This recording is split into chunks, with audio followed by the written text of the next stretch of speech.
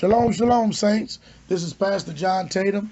I'm up this morning with Cohen Anaviel from Israel. I wanted to talk with him this morning and sort of give him some of the updates of what's been going on since I've been back from Israel. I was down there, and he was one of the priests that actually took me around to some of the holy sites, and had a holy visitation with him. And it's so good to hear from you, Cohen Anaviel. How you doing? I'm doing great, Pastor. Everything is blessed according to the Most High. How are you and your family? Excited. We're still sort of feeling the fire and the passion of the trip and the experience that we had, and we sort of came back here home with a momentum, building within us. And I think this momentum has spread it on to the saints of Yah that's up here in Chicago. How's Mother doing? She's doing very well. Thank you. She's doing great.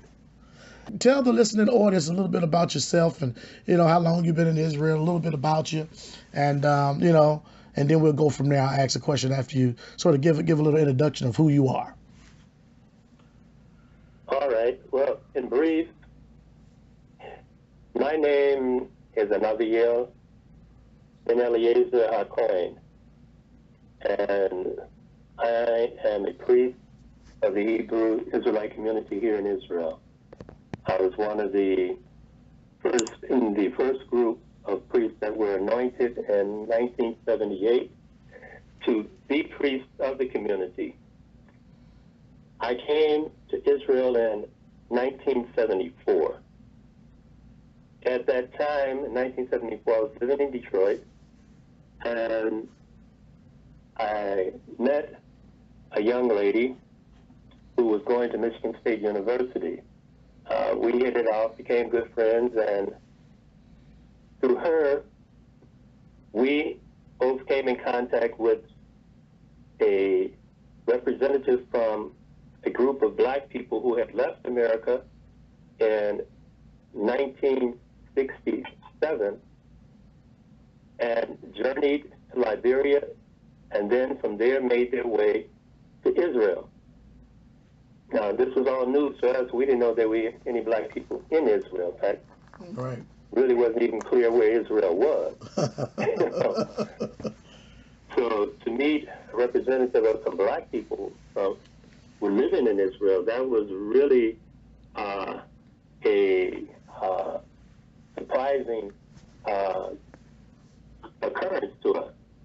Yes, sir. And then when he showed us the picture of the people and where they were living, how they were dressed and everything, it really fascinated me to look at them and the cultural dress that they were wearing. And they had a certain different look to them, different from black people I was used to seeing every day and being around every day. Yes, sir. So it sparked my curiosity.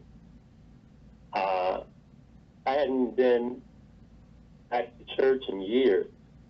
I had grown up in New Bethel Baptist Church in Detroit, but after I left high school and went out on my own, I left the church. So when he talked about that these people living in Israel were the real seed of Abraham, Isaac, and Jacob, and that black people were the true Israelites, these kind of things really were surprising to me because, I grew up like everybody else looking at the pictures in the biblical books that they showed us in Sunday school and in church, and all the people they showed us in those books were white. Yes, sir. And when he started talking about black people being the children of God and the house of Israel, that was really a shock to me. Wow. But it was also intriguing. And the brother that we met was named Prince David. And over course of the next few months, got to know him real well, became very acquainted with him. And I went and I asked my grandmother. I told her that I had met this man and what he was saying about black people in Israel, and she said, you know what? I remember people saying years ago that some people would come out of the east and that they would bring a message of God and to black people, that black people were the real people of the Bible. Wow. And, Wow. and I was listening to my grandmother say this. I said, well, wow, you ain't never said nothing like that. I said, well, you know, I just thought they was just talk. So that let me know that this knowledge about our people has been in our midst for generations, but it wasn't something that was commonly known anymore. So to make a long story short, I decided he gave us an opportunity to come to Israel to see what everything was about. And I was able to put the money together, and I've never been on an airplane before. So my first time on an airplane was leaving Detroit to go to New York, and from there to travel to Israel. And that's what I did in 1974. Wow. I landed in Israel in November the 11th, really it was the 12th because it really was sundown, but November the 11th, 1974, and I've been here ever since. Wow. Got married here, had children here.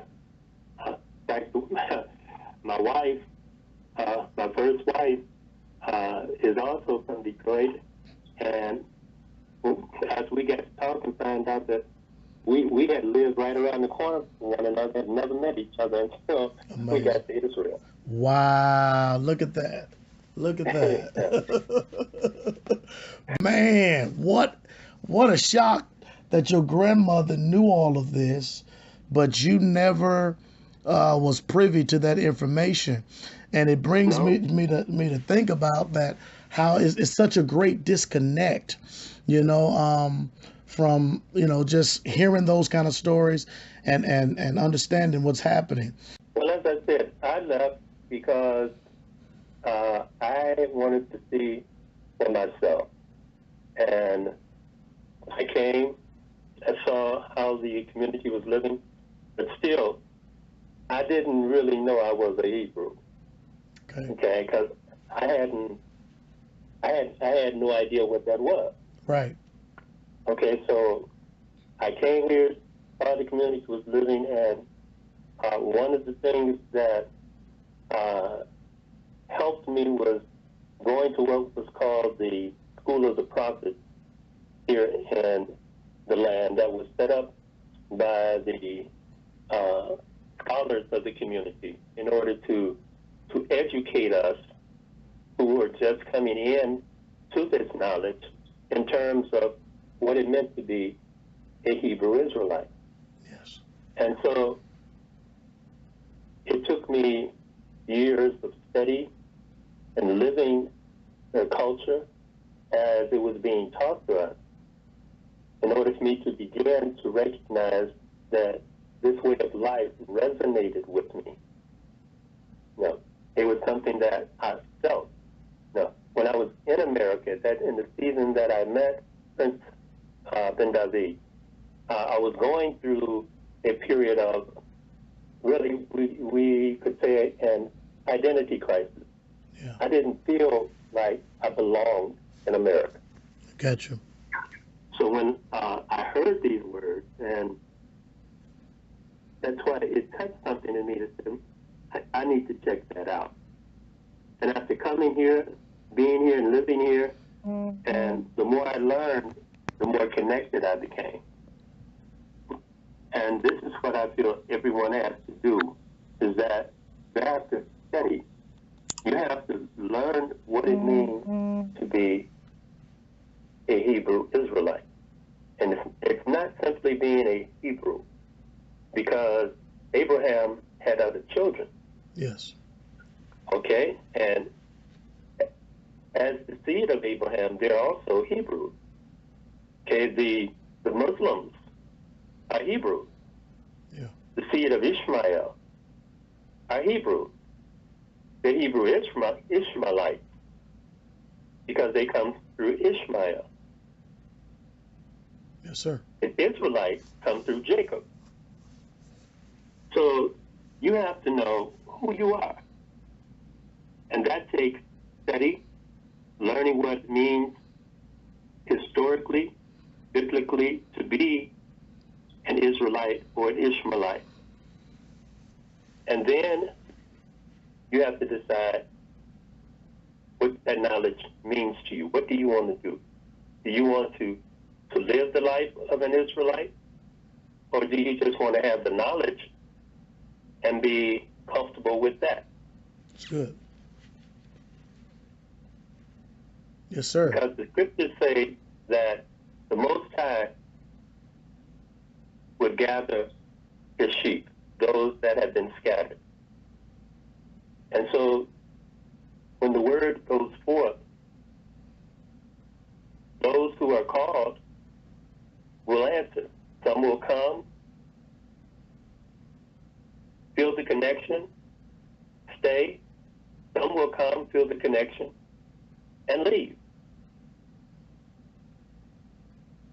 But everybody at some point, it's like if you're a Muslim, it says at one point you have to make a Hajj. You have to go to Mecca. Okay? Yeah. Yes, sir. At some point, as an Israelite, you have to come to Israel. You have to come to Israel. Whether everyone is going to live in Israel, it remains to be seen. Yeah. But the difference in when I came and now is that there's a foundation that has been laid here. Our presence, we've been here for nearly 50 years. As a community, we're recognized as being Israelites. Yes, sir. Now, so that leaves the possibility then for other Israelites to come and become connected through us. Whereas we had to come and lay a foundation. For years, I walked around here, and according to the Israeli government, I was here illegally. Yeah. So no one was really legally supposed to give me any work. Mm. But the Most High blessed us, and we found favor in the sight of different individuals, and they allowed us to work for them, and some of them turned out to be criminals, and we would do the work, and they would run off with the money. I got You know, and we couldn't go to the police and protest about that. That was something we just had to endure. But Wow. we lived through those trials and those tests in order to show ourselves worthy of returning back to the land that our forefathers were put out of because they didn't appreciate the blessing that the God of Israel gave them. My. Hallelujah. We had to show the God of Israel that we appreciate him bringing us back home, and that whatever it takes to stay here, we are willing to endure that. So you said that you actually are considered an Israelite and not considered a Jew. That's right. I have a passport, and it's an Israelite passport. The word Israeli, okay? You in the newspapers, on the television, in the news, they always say Israeli. Right. But the literal translation of Israeli is Israelite. Wow. I have an Israelite passport. Wow. So the whole... Go ahead. I'm sorry. This is what we have been able to accomplish by being here. We're here as Israelites, and we are here to bring forth the truth concerning this land and concerning who this land belongs people have to understand that this is the work of the God of Israel. This is not the work of man. Yes, sir. We're just, he said, you are my weapon, my battle axe and weapon of war. So with you will I break in pieces the nation. We're just tools in the hands of the potter. We've been given instructions to follow, and we're following those instructions, and the result is that we are continuing to grow here as an Israelite people in the land that was promised to the seed of Abraham, Isaac, and Jacob. And anyone who is not in harmony with the plan of the Most High cannot remain in this land. Our fathers didn't, did they? No, they didn't. No, they didn't.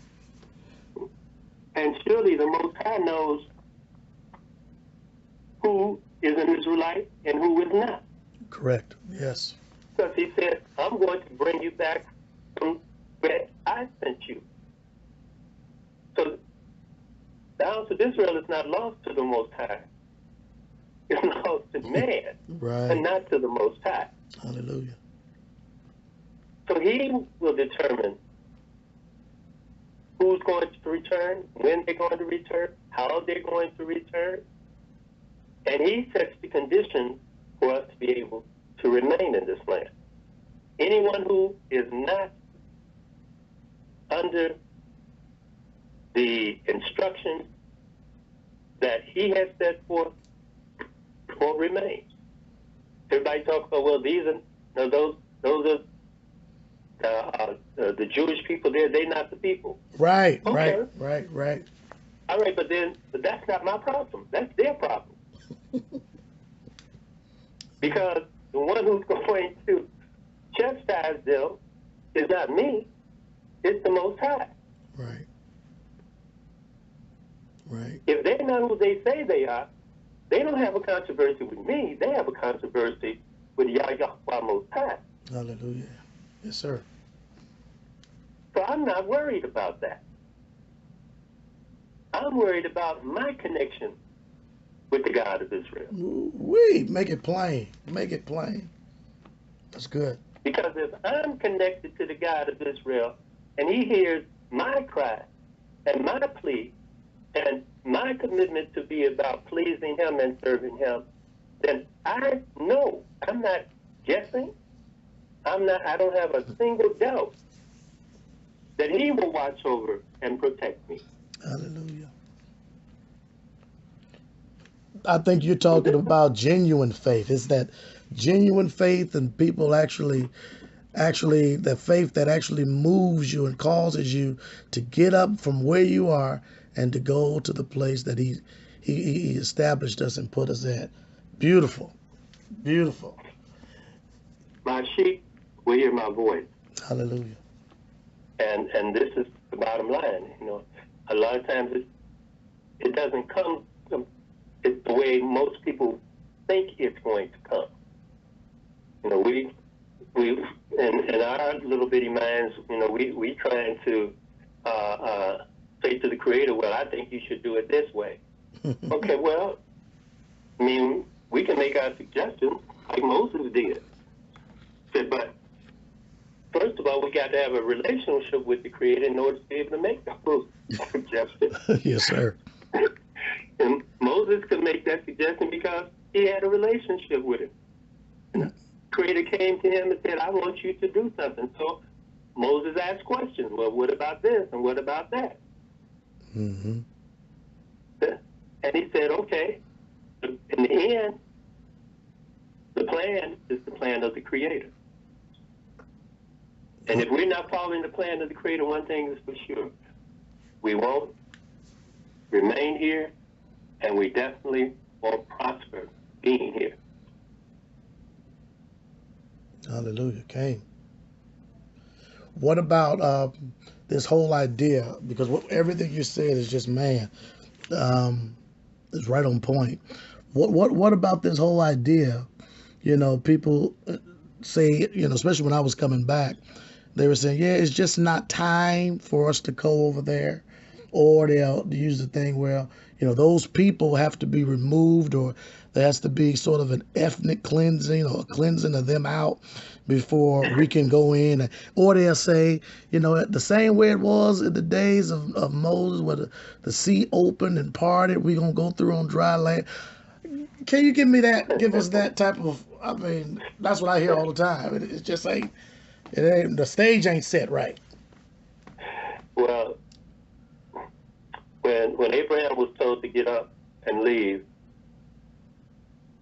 and he made his way to this land, was the land empty? No, sir. There were people here. Yeah. And he dwelled in the midst of those people. Yeah, he did. And he prospered in the midst of those people. When Moses was sent into Egypt to bring forth the children of Israel, he led them to the borders of the land, and then he passed the scepter on to Joshua. And when they came into the land, were there people here? Yes. Were the people put out before they came into the land? No. So I want, when they went into Babylon and came back, were there people in the land? Yes. When the tribes of Israel were put out from the northern part of the country, the Assyrians transplanted other people in this land. Yes. Were they put out? Not prior to them coming in. No. People were here. There's never been a time when this land was empty of people. So anybody sitting over there waiting and saying, well, they ain't the people, I ain't coming until they out the land, then, who are you afraid of? That's what the spies said. Wow. When Moses sent the 12 spies into the land. And 10 of them came back and said, what? It's giants in the land. Giants in the land, yeah. They felt like grasshoppers before those people. Yes, sir. But Joshua and Caleb said, hey, we got the Most High with us. We can do this. But because the 10 said no, that's why they wandered for 40 years.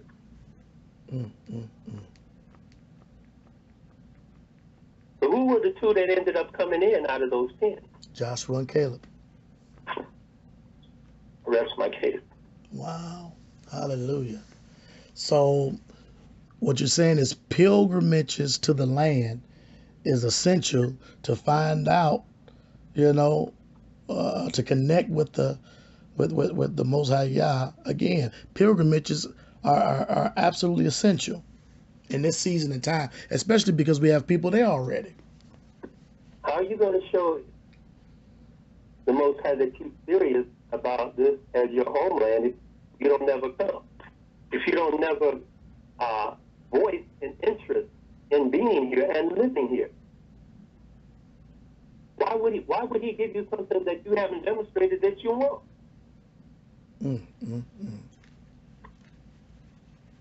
Yeah.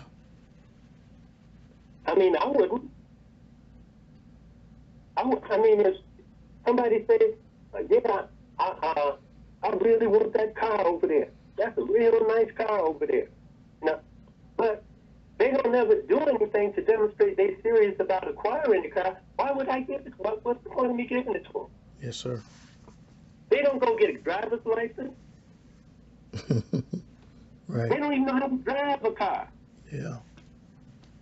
So what are they doing to show that they're serious about one? If you like a sister, do you just stand off somewhere and just say, I really like that sister? No, you got to go after them. You got to do something to demonstrate that you're serious. Yes. Yes. Come on.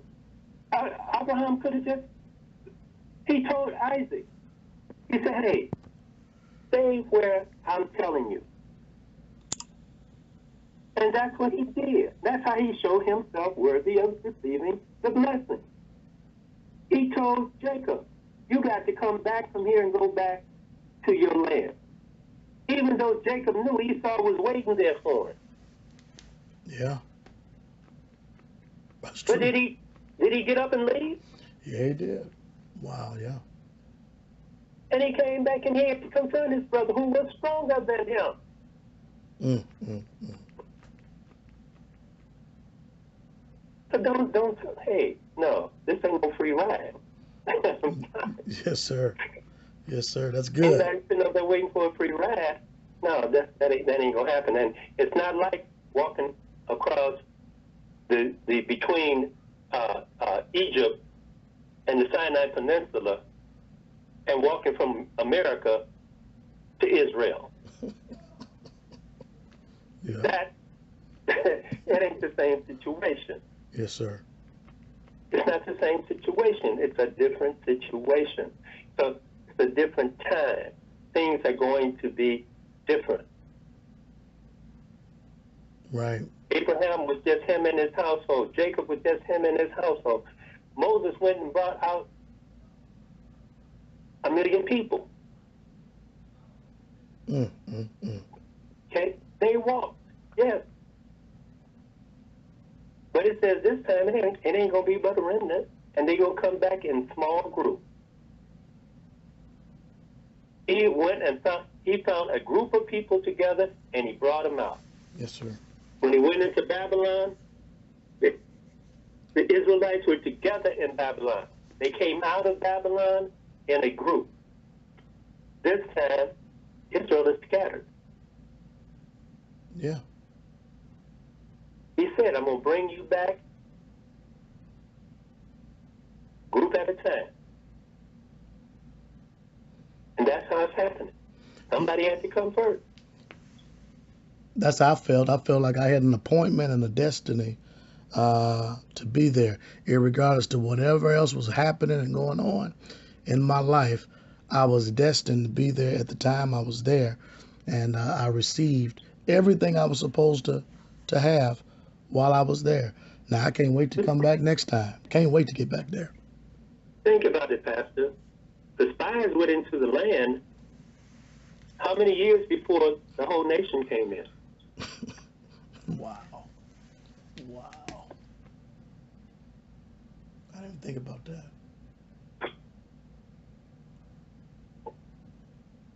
Because, there's a precedent now. Yeah, it is. Wow. And they went in because they had to scope out the land, learn the lay of the land. Yeah. That's what we've been doing, learning the lay of the land. What about this whole idea where they say they're trying to make it an all Jewish state, like it's only one tribe of Israel. If Jew meant truly, Judah,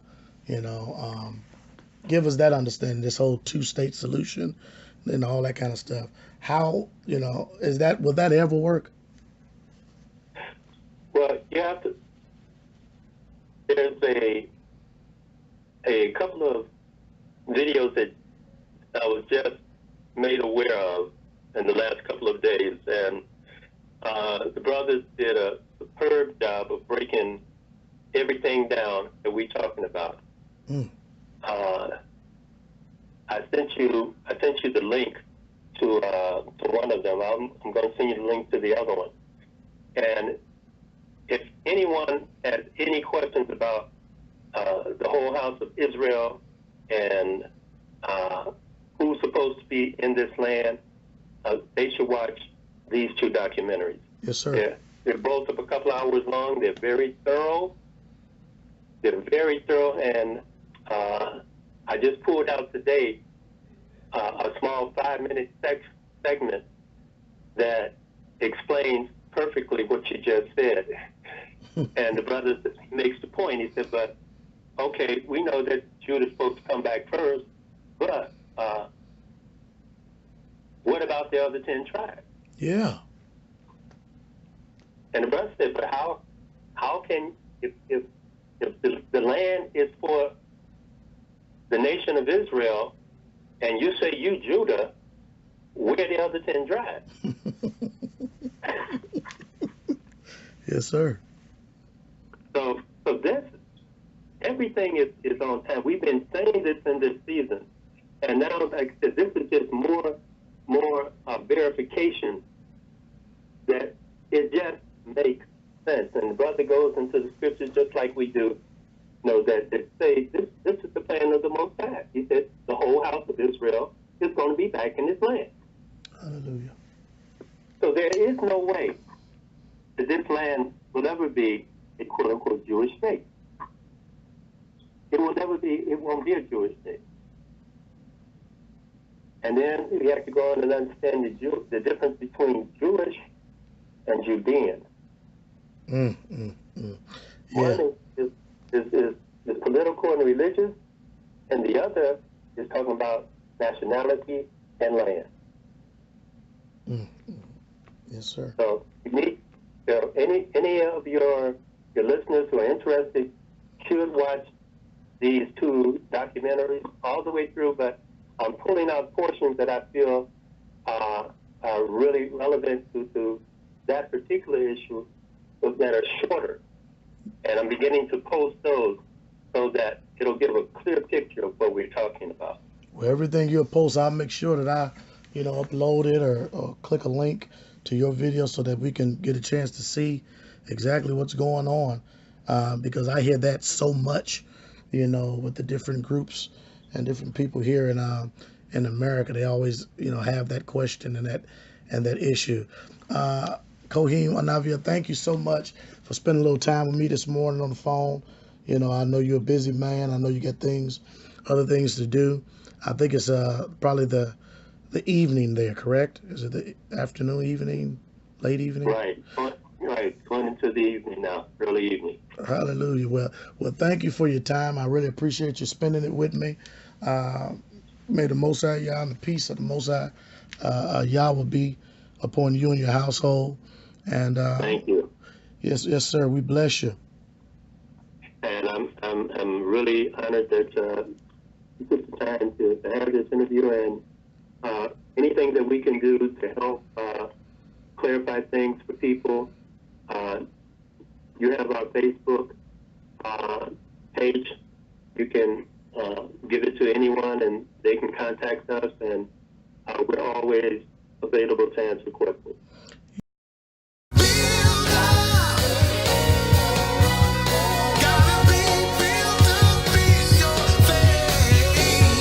How can they hear without a preacher?